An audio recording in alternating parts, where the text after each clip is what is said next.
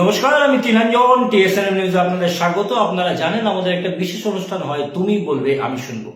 এই তুমি বলবে আমি শুনবোতে আমরা কিছু বলি না, এখানে কিন্তু মানুষ বলে। এবং একটু মনে করে দেখুন প্রিয় দর্শক, যে গত ঠিক 11 দিন আগে আমরা দেখিয়েছিলাম উত্তর আসানসোলের গোবিন্দপুর গ্রাম। সেই গ্রামে একটা বাড়িতে একটি ছেলে, যেটা বাড়ির লোকের বক্তব্য, যে স্টুডেন্ট হিসেবে ভাড়া নিয়েছিল এবং তারপর সে আধার কার্ড ভোটার কার্ড দিচ্ছিল না, তাকে বাড়ি থেকে বের করে দেওয়া হয়েছিল এবং পরবর্তী সময়ে রাত্রিবেলা গিয়ে পিছনের দরজা দিয়ে সেই বাড়িতে সে অ্যাটাক করে এবং বাড়ির লোকদের মারধর করে, সেখানে লুটপাট করে, পালিয়ে যাওয়ার সময় বন্দুক দেখিয়ে পালায়, এমনটাই বক্তব্য ছিল। কে ছিল সেই ব্যক্তি? সেই যুবক কে ছিল? সেই যুবকের কাজ কি? সেই যুবক কোথায় থাকে? কেন এখানে এলো? কি জন্য এলো? প্রশাসন কি তদন্ত করছে? প্রথমে দেখুন সেদিনের ঘটনাটা কি ছিল, সেই বাড়ির লোকেরা কি বলছিল। দেখুন কি হয়েছে।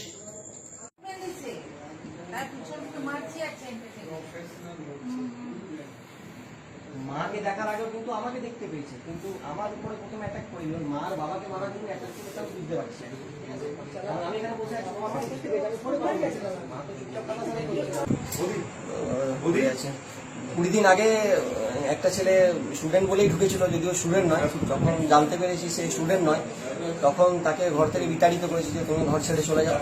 তো সে বললো দেখছি খুঁজছি, তাহলে না না তুমি চলে যাও। মদ ফদ খেত, অনেক খারাপ কাজ।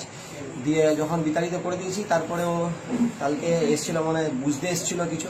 হ্যাঁ, আমাদের আরেকজন যে বন্ধন ব্যাংকের স্টাফ আছে, ও দেখতে পেয়েছি বলে হয়তো কালকে জিনিসটাকে আঞ্জাম দেয়নি।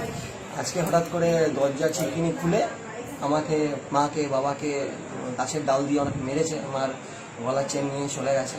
হ্যাঁ, তারপরে যখন দরজা কোনো রকমের দুজনকে ধস্তাধস্তি করে দরজা বন্ধ করতে পেরেছি, তখন আরেকজন এসে করে আমাকে মেরেছে, কেন দরজা বন্ধ করছে বলে।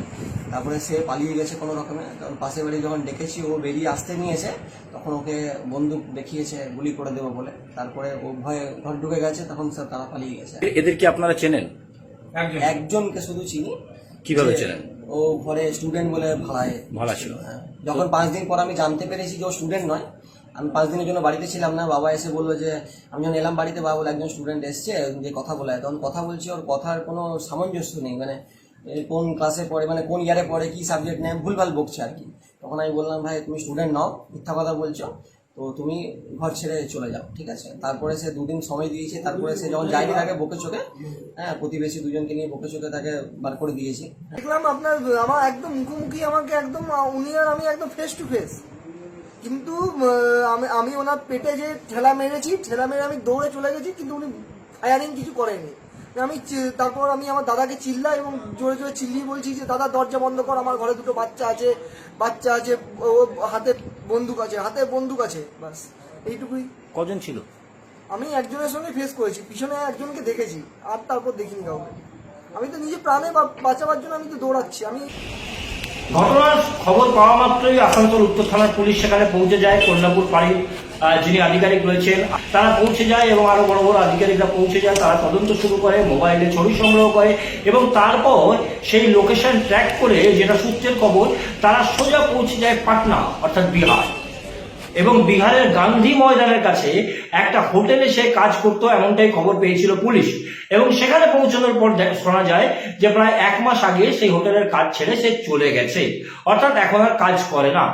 এরপরে আসানসোল উত্তর থানার কন্যাপুর ফাঁড়ির যিনি আধিকারিক রয়েছেন বড়বাবু, তার নেতৃত্বে যে টিমটা ওখানে ছিল এবং সেখানে আরো অনেকেই ছিল, এবং তারা সেখানে বিভিন্ন রকমের সূত্র ধরে মোবাইলের লোকেশন ট্র্যাক করে তাকে ডাকিয়ে আনা হয় এবং তাকে গ্রেপ্তার করে আসানসোলে তাকে নিয়ে আসা হয়। আসানসোলের আদালতে তাকে পেশ করা হয় এবং বর্তমানে রিমান্ডে নিয়ে আসানসোল কন্যাপুর ফাঁড়িতে রয়েছে।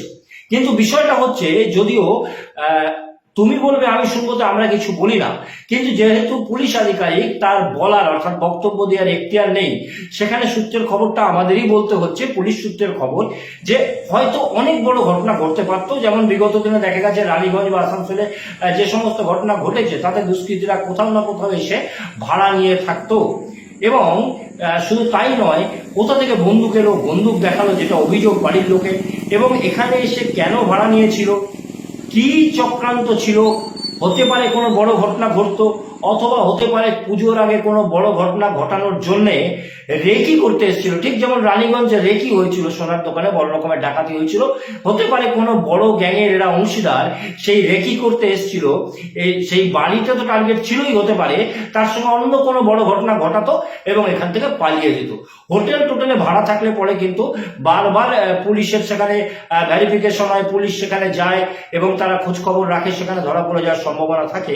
বাড়িতে খুব একটা জেনারেল এটা হয় না এবং সে কারণেই হতে পারে সে বাড়ি ভাড়া নিয়েছিল এবং কোনো মতেই সে তার ডকুমেন্টস দিতে চাইছিল না এবং পুলিশ তাকে নিয়ে এসছে, আসানসোল পুলিশ এই মুহূর্তে আসানসোলের কন্যাপুরে রয়েছে রিমান্ডে। কিন্তু প্রশ্নটা হচ্ছে যে বারবার এই ভুল বাড়ির মালিকরা করছে কিছু পয়সার জন্য, তারা কিন্তু প্রয়োজনীয় এভিডেন্স ছাড়াই বাড়ি ভাড়া দিয়ে দিচ্ছে এবং তারপর ঘটনা ঘটছে। প্রশাসন থেকেও বলা হচ্ছে, আমরাও মানুষকে সতর্ক করছি, বাড়ি ভাড়া দিতে হলে উপযুক্ত ডকুমেন্টস নিন, প্রশাসনের কাছে ভেরিফিকেশন করিয়ে নিন, তাতে আপনারও সুবিধে, এলাকারও সুবিধে এবং কোনো বিপদ হলে তা কিন্তু চট করে সামলে নেওয়া যেতে পারে। এরকমই খবর দেখতে চোখ রাখুন TSNM নিউজের পর্দায়।